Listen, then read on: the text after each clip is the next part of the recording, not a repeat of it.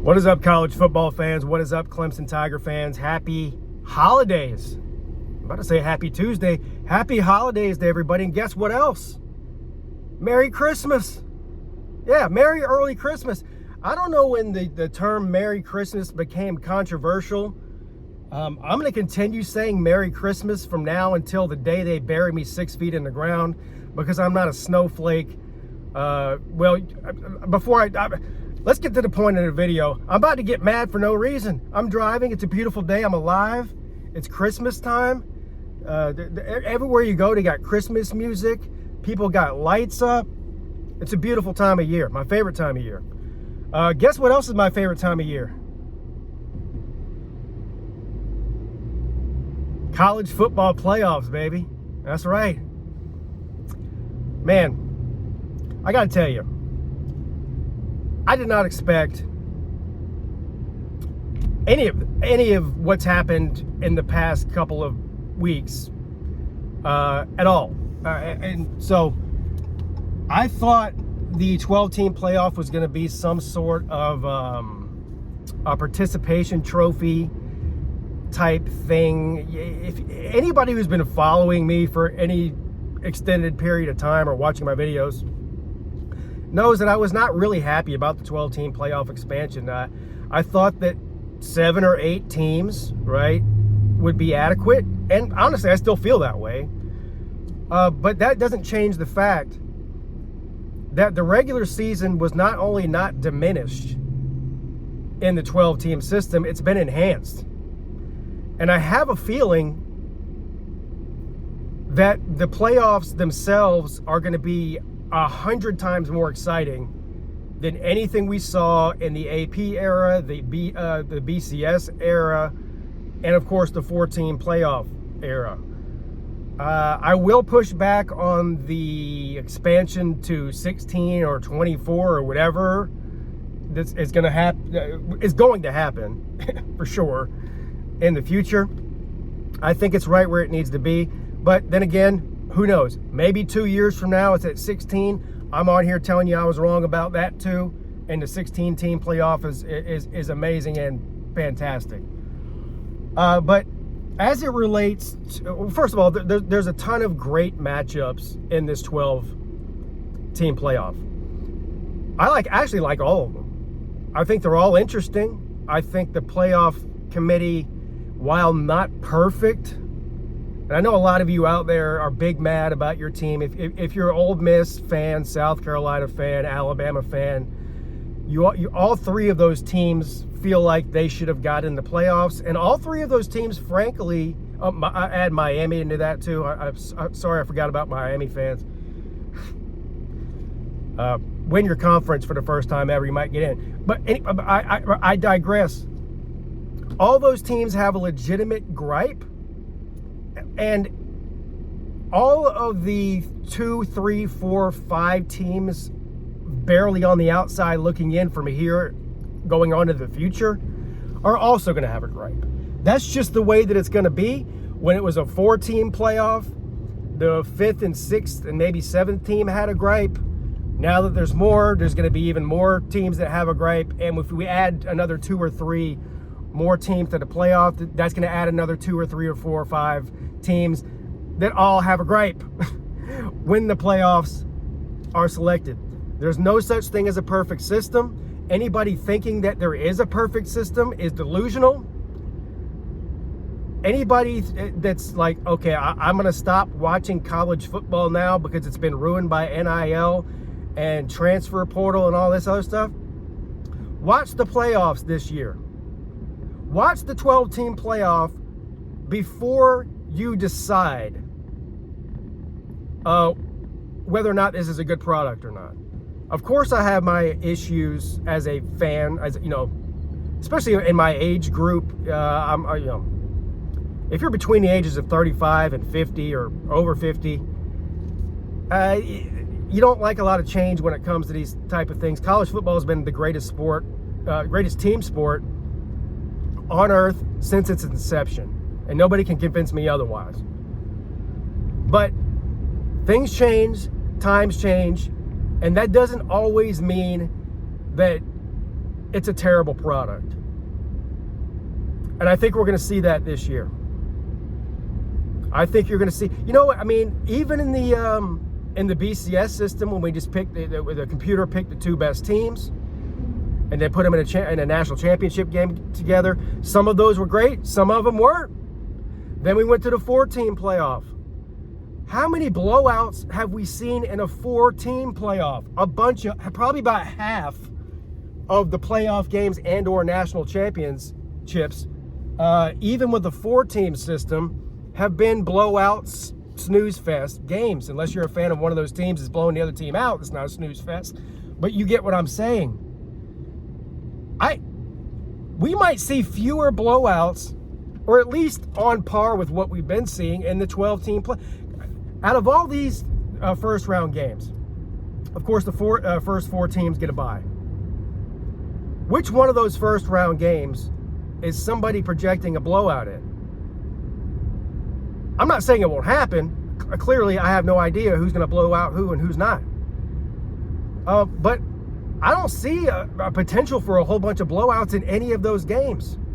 So from a fan perspective, whether you're a fan of one of the teams that's not in it or one of the ones that's playing in it, if you love the sport of college football, you're going to watch it whether or not your team's in there or not.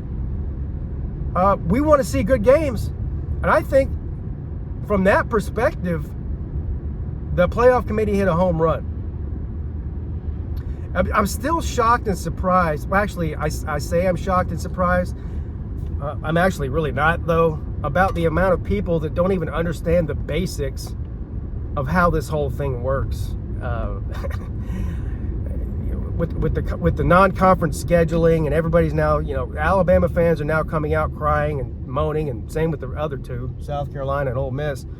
Well, Lane Kiffin's been crying since the day he ever took a head coaching job anywhere in the country, so that's not going to change either. But, now the committee's told us that, scheduling doesn't matter. It only matters how many games you win. No, that's not true. Alabama and Ole Miss are both ranked ahead of multiple 2-loss teams. The reason that they are is because of the conference they play in. If you don't like it, do like Clemson and Florida State and sue your conference and try to get out of there. Maybe go to the MAC. I don't know. It worked for Boise State. Go play Boise State's conference schedule, and then maybe you'll get into playoffs. But I also got another idea. Don't lose to 2 500 teams and get blown out by one of them. That's one thing you can do. Nobody took Alabama's spot. Alabama took their own spot.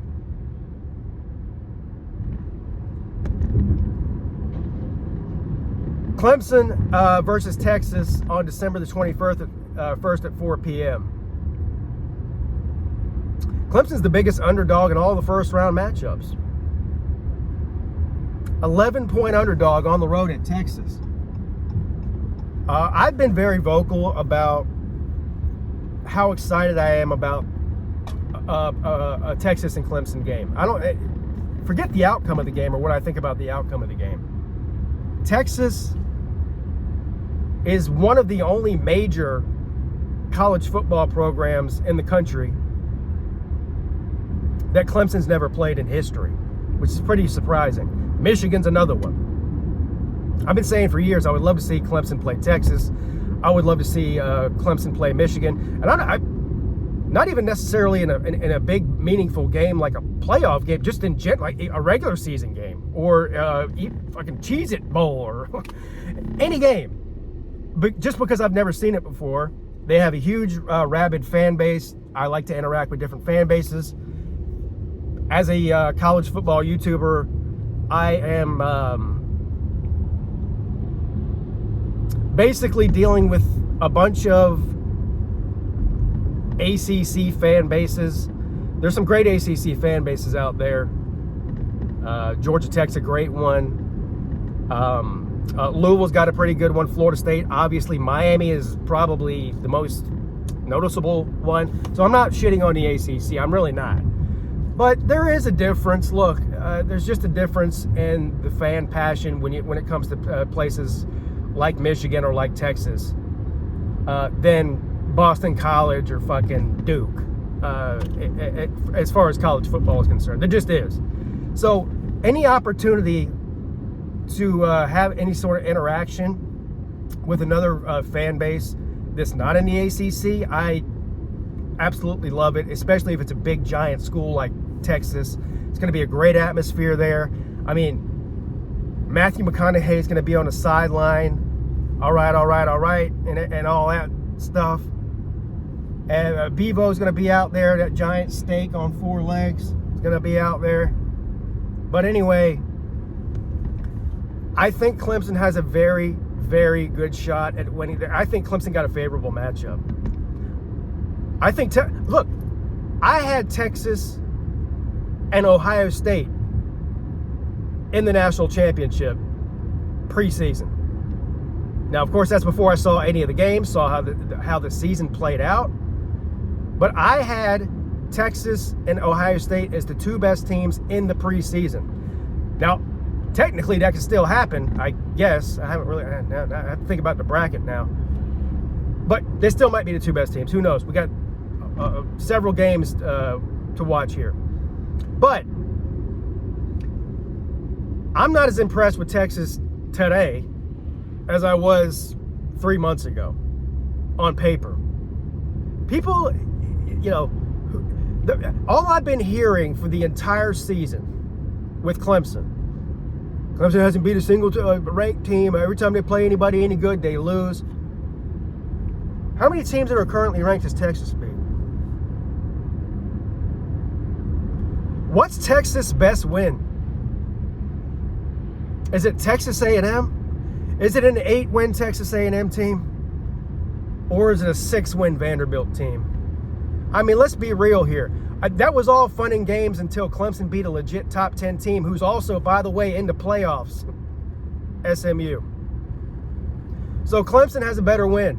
Because that's all of you have been telling me for the entire football season that all that matters is that Clemson hasn't beat a good team. But now that they get in as the ACC champions, earn their way into the playoffs, nobody gifted anything. Going 8-1 in your conference and beating a top 10 team in a championship game to do it is not being gifted anything. It's called earning your way in. But all you've been telling me is that that's all that matters. Now that the script has flipped, now it doesn't matter anymore. This is what they do. Oh, well, you haven't beat anybody worth the shit. You don't belong in there. Win a championship game. Beat somebody that's worth the shit, a top 10 team. Oh, yeah, well, it's an ACC team. 8-4 Texas A&M would beat the brakes off of SMU. Would they? Really? No. Shut up. Of course they wouldn't. Well, y'all really better hope that both ACC teams lose in the first round of the playoffs. Otherwise, everything you've been typing on social media for the past 3 months is going to look retarded. You better really hope. I know a lot of you are hoping, and well, you weren't just hoping, you were telling me. Hell, some of you were even betting me. Some of you even donated money to me. Because you thought that SMU was going to blow Clemson out. Well, I'm here to tell you, anybody who thinks that Clemson's going to lose by 11 points or more to Texas, I think they have a very good chance of winning the game outright. But let's say they don't. Let's say I still think Texas is a good team. It's in Texas. They have the home field advantage, the whole thing. Anybody who thinks that Texas is going to beat Clemson like a drum, my PayPal and my Cash App are in the description of every live video I do. I'll go ahead and give you my Cash App right now on this video. It's $ Pigskin Pete, capital P, capital P, capital PP. Yeah. So send me whatever dollar amount you want. Give me 11 points and let's go. I'll be happy to take your money too. I mean, I really don't understand what people are watching. Cade Klubnik is playing like one of the best 3 or 4 quarterbacks in the entire. If you look at his numbers compared to virtually every other quarterback in the country, outside of Cam Ward, He's better than, he's got way better numbers. Who's the best quarterback? Dylan Gabriel? He's got better numbers than Dylan Gabriel. Look it up. The guy's got over 40 total touchdowns, over 3,000 yards passing, and like, what, 4 or 5 turnovers? I know that hurts your feelings to hear that too. And all you do when people say, oh, well, look at the competition they played, play in the ACC. He played in the ACC last year too, dickheads. I don't understand where people's minds just go from, I'm going to have a stance, and then as soon as you prove my stance wrong, my brain's going to turn to complete mush, and I'm going to start spouting a bunch of bullshit that doesn't make any sense at all. You knew he was in the ACC last year. You knew he was in the ACC coming into this year. You still projected that he was going to be terrible. As a matter of fact, half of you idiots have been on the internet telling me the entire season, even though he's putting up huge numbers and winning games, that he's still terrible. How long is this video? 16 minutes. Anyway, I think this is going to be a great playoff system. I think we're going to see some great games from all the conferences. Arizona State's an interesting team. Penn State's an interesting team that has just sort of like quietly been in the top 10, top 5 all year long, and nobody really takes them seriously. It's going to be great matchup that they have in the first round against SMU. That's one I'm looking forward to a lot. I'm looking forward to all of them. Tennessee and Ohio State, Clemson and Texas. There's going to be some great games here. So anyway, I'm about to go take my blood pressure medication and meditate. Get back to somewhat of normal energy here, because anytime I talk about college football, I get fired up. And that's why I love all of you, because you do too. Have a great day.